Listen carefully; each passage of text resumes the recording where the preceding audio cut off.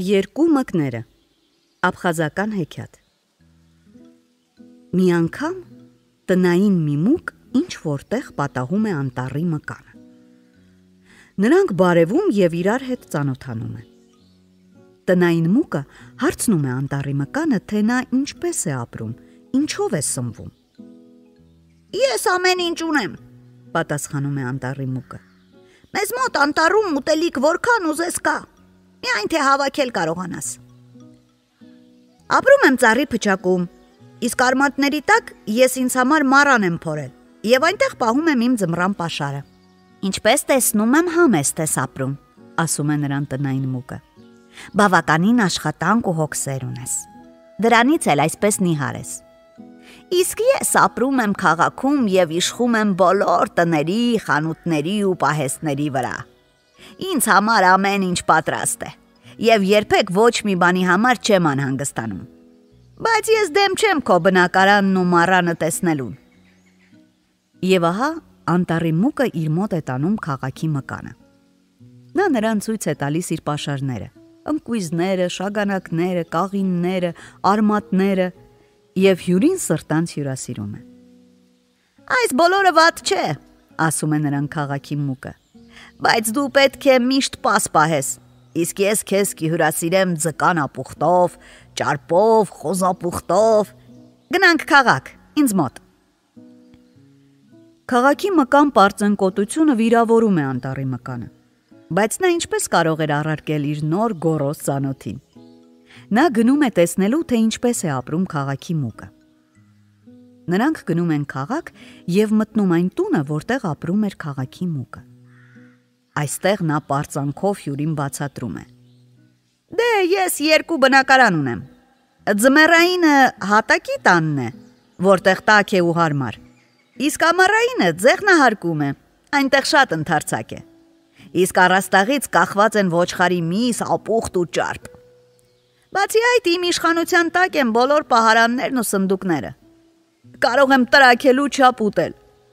Կարող եմ տնորինել տանտիրոջ հագուստները։ Գորգերել շատ ունեմ։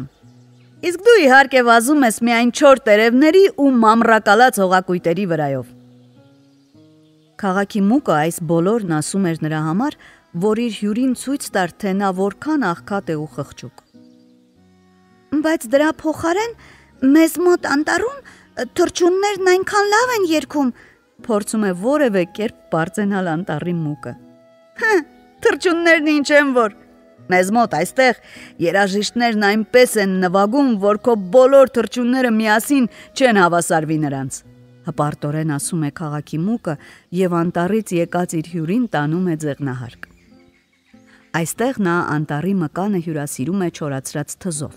հետո պանրով, ճարպով եւ համարցակ մագլցում ամեն տեղ։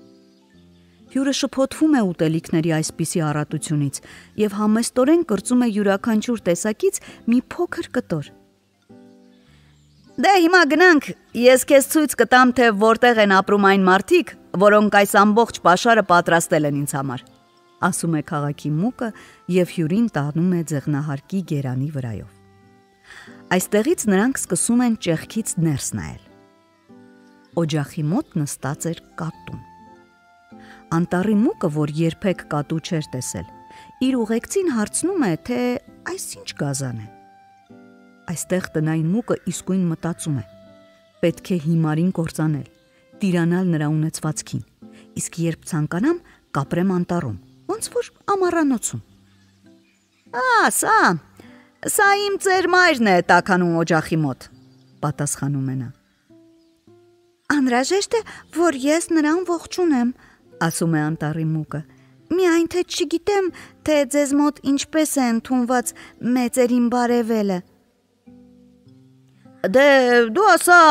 ուկինչարա, սիկինչարա, խուրմասակի, դե ասա այդպես ու թռիր նրա մոտ։ Նա քեզ սիրալիր կընդունի, պատասխանում է քաղաքի մուկը։ Անտառի մուկը ցատկում է հատակի վրա ուղիղ կատվի մոտ։ Հարգալից խոնարհվում է եւ ողջունում։ Ուկինչարա, սիկինչարա, խուրմասակի, գու։ Կատուն զարմացած նրան է նայում։ իսկ տնային մկան ծիծաղը բռնել էր ու բռնել։ Նա ծիծաղից ամբողջովին ցնցվում էր, ցատկոտելով պարում էր գերանի վրա իր չար նախանձությունից հիացած։ Գերանը հարթ էր, իսկ տնային մուկը, որ մագլցել էր ճարպի վրայով, թաթերը ճարպոտել էր։ Նա սայթաքում է և ընկնում ուղիղ կատվի քթի տակ։ Կատուն ճարպի հոտն առնելով իսկույն նկատում է, որ այս մուկը գեր է մյուսից։ Այստեղ նա մռմռում է. «Գուրմաստի,